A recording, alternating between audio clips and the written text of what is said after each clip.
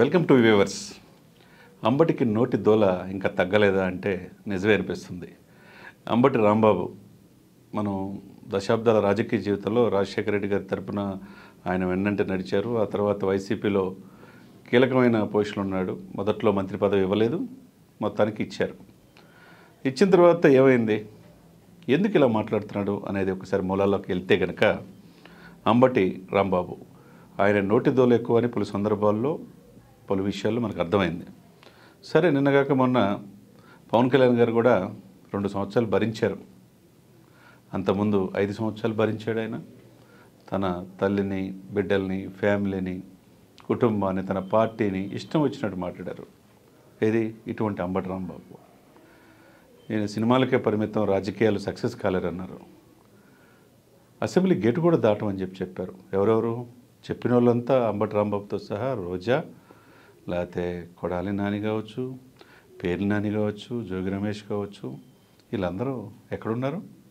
అందరూ వాళ్ళ ఇంటి గేటు దాటి బయటికి రాలేని పరిస్థితిలో ఉన్నారు. సరే, ఏదేమైనా కానీ రాజకీయాలు ఎప్పుడు ఎలా ఉంటాయో ప్రజలే నిర్ణయించేది. వాళ్ళే నిర్ణయాత్మక శక్తులు. 151 సీట్లు కూడా వైసీపీకి ఇచ్చి ఇప్పుడు 11 సీట్లకి ఎందుకు పరిమితం చేశారు?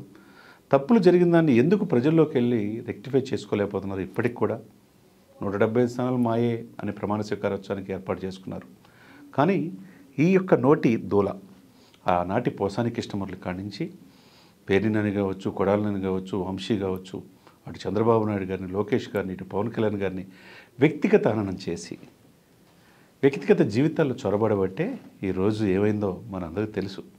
బోరగడ్డ అనిల్ పరిస్థితి ఏంటి, లేకపోతే నందిగం సురేష్ పరిస్థితి ఏంటి, ఆ తర్వాత వైసీపీ సోషల్ మీడియాలో కొంతమంది చెలరేగిపోయిన వాళ్ళ పరిస్థితి ఏమైంది, చివరికి పోసాని పరిస్థితి, ఆయన తిరగని స్టేషన్ ఉందా, తిరగని జైలు ఉందా, మరి ఎన్ని కట్ చేసుకుంటూ వెళ్ళిపోతే మొన్న వంశీ ఏమైంది తెలుసు, నిన్నగాక మొన్న జోగి రమేష్ తెలుసు, తర్వాత కాకాని గోవర్ధన్ రెడ్డి, మిథున్ రెడ్డి, ఇప్పుడు నెక్స్ట్ ఎవరు?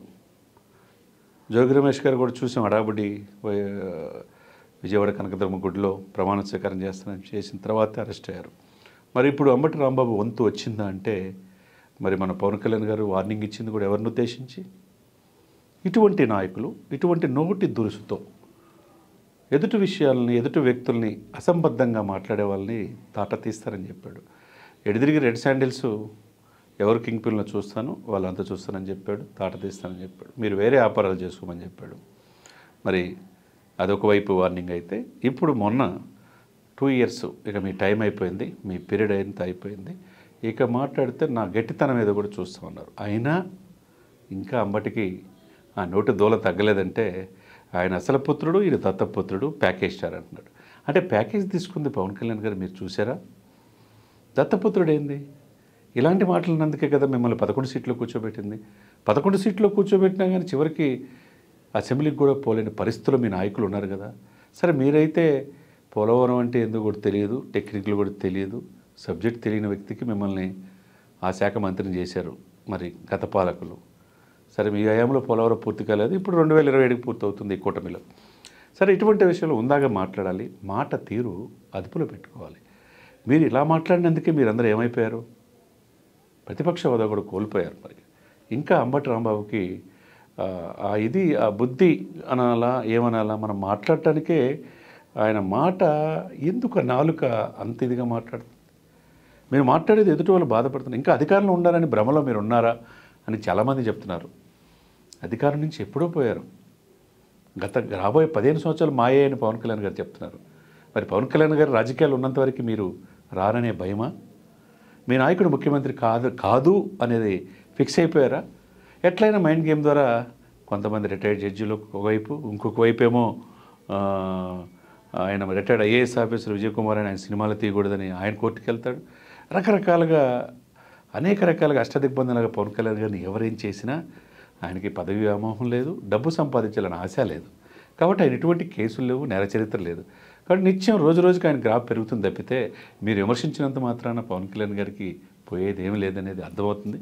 ఏదేమైనా భాష, భావ వ్యక్తీకరణ, ఆ నోటి దురుసు అని అదుపులో పెట్టుకుంటే ప్రజలు స్వీకరిస్తారు. 3 పిల్లలు 4 పిల్లలు అని చెప్పేసి పవన్ కళ్యాణ్ ఎన్ని మాట్లాడినారు మీరు? కార్లు మార్చినట్టు పిల్లలు మారుస్తారన్న జోగి రమేష్ ఏమైపోయాడు? ఇప్పుడు చివరికి అంబటి రాంబాబు గారు, మీరంటే ఆయన కూడా అభిమానం. మీ కూతురు మ్యారేజ్కి గుంటూరు కూడా వచ్చాడు ఆయన. మరి అటువంటి వ్యక్తిని పవన్ కళ్యాణ్ గారిని మీరు ఎలా మాట్లాడగలుగుతున్నారు? అంటే మీ నాయకుడు మెప్పు కోసమా?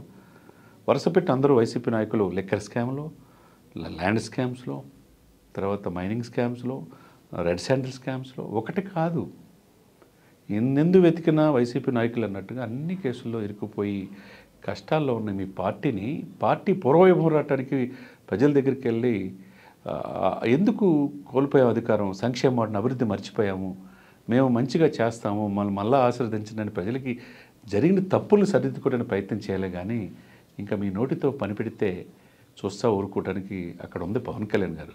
గబ్బర్ సింగ్ ట్రీట్మెంట్ స్టార్ట్ అవుతుందనేది ఆయన చెప్పకనే చెప్పాడు. చాలా హుందాగా మాట్లాడాడు.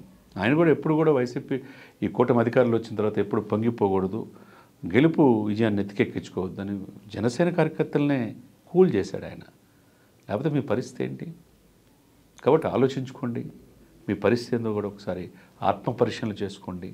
మాట్లాడేటప్పుడు ప్రతి మాట ఎదుటి వాళ్ళకి ఎంత నొప్పిస్తుందో కూడా అంబటి రాంబాబు గారు ఆలోచించుకోవాలా. మరి నెక్స్ట్ రోజా గారు అంటున్నారు, ఆ తర్వాత మీరు అంటున్నారు, తర్వాత కొడాలి నాని అంటున్నారు. ఇక మీరైనా మిగిలిందనేది జనం అనుకుంటున్నారు. ఏదేమైనా మాట్లాడేటప్పుడు హుందాగా ఉండాలి తప్పితే ఇష్టం వచ్చినట్టు మాట్లాడితే జనమే కాదు, అవతల ఇప్పుడు అధికారంలో ఉన్న పార్టీ కూడా అఖండ మెజార్టీతో ఉంది. మోదీ గారి ఆశీస్సులు ఉన్నాయి. ఇప్పుడు అద్భుతమైన అమరావతి రూపాంతరం చెందుతుంది. ఇంకోవైపు పోలవరం పూర్తవుతూ ఉన్నది. మీరు చేయలేని వాళ్ళు చేస్తున్నారు. మీ అస్తవ్యస్తమైన రోడ్లను వాళ్ళు బాగు చేస్తున్నారు.